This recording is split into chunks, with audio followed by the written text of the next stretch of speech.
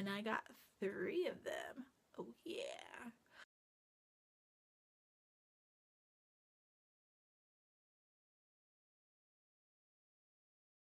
Hey guys, I'm Catherine and I am here today with a book review.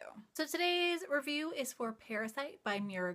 This is the first book in the Parasitology series, or duology, trilogy. I'm not actually sure how many of these books there are actually going to be. Currently 2 are out. I'm just going to check my iPad. From the looks of Goodreads, this is going to be a trilogy. Currently 2 are out and the 3rd one is going to be coming out this fall, which is awesome. So this was a book that, despite the fact I do not have it on my bookshelf, that is going to be rectified as soon as I get to the Strand, and hopefully they have copies of it in hardcover.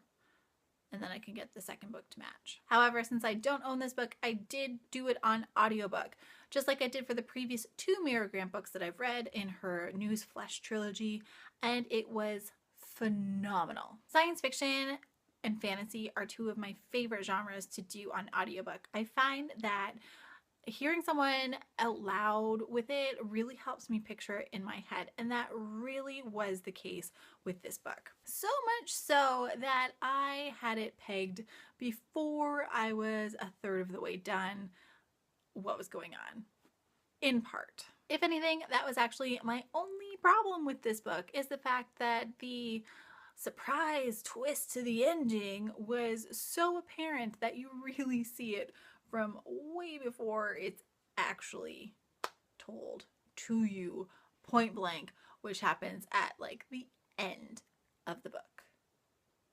Yeah. So I spent almost the majority of this entire book questioning whether or not I was right, because occasionally there were a couple parts where I was like, well, maybe I'm wrong. I don't think I'm wrong, but maybe I'm wrong. Turns out I wasn't wrong, because let's face it, women are almost never the ones that are wrong. That was the only gripe I had about this book. I loved everything else. I loved the character building. I loved the science behind it. I loved the fact that at the end of the book, despite everything that was going on, I wanted one of those little buggers in my intestines because I'm sick of dealing with seasonal allergies. Like, I would give anything to not have to take pills and be whacked out crazy high when I'm at work. Although sometimes it makes work more bearable being on Benadryl.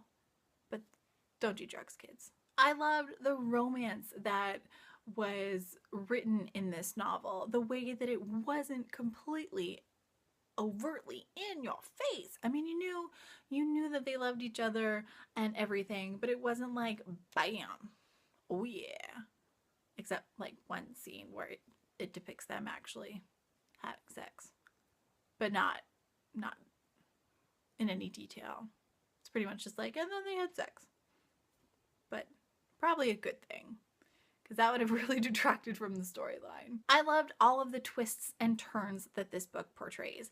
It shows you characters and you're like, oh, and you think one thing about them, and then something happens and you're like, what?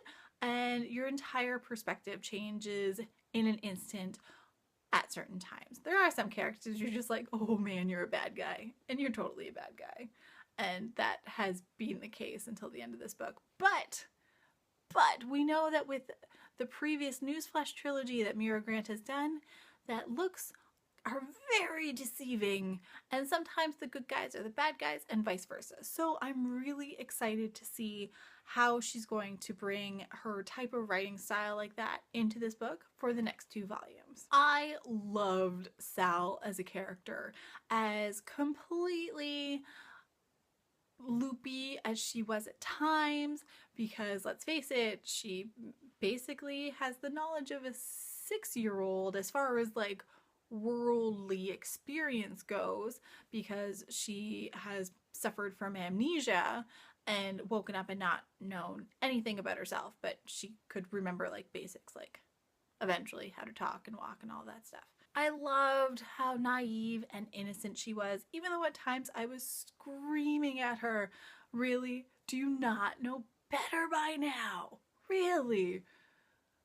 But her character was so well done that that's how she was, and it made sense, and it was amazing. I loved Sal's relationship with the people around her, and one character that I really wish we had seen more of was the lady who ran the flower shop that Sal went to within the first couple chapters of the book. I really hope she makes an appearance in the later books because she seemed awesome and really cool.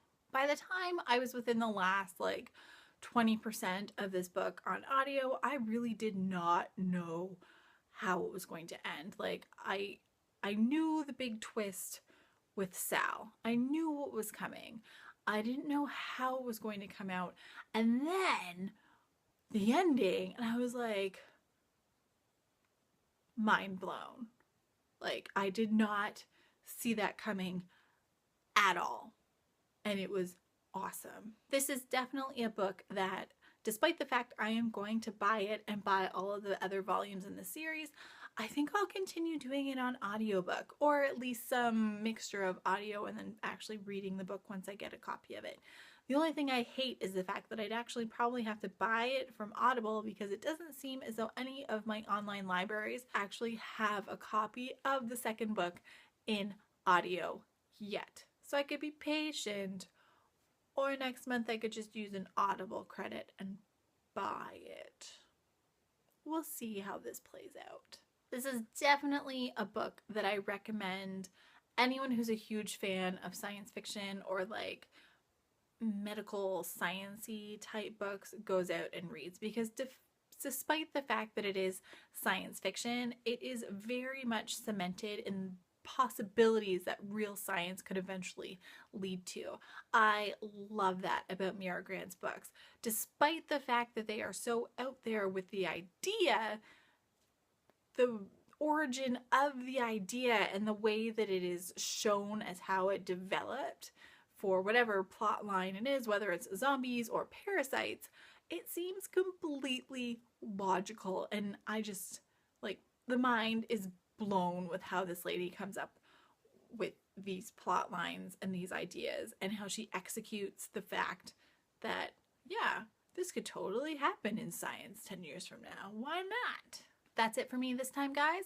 So until next time, happy reading.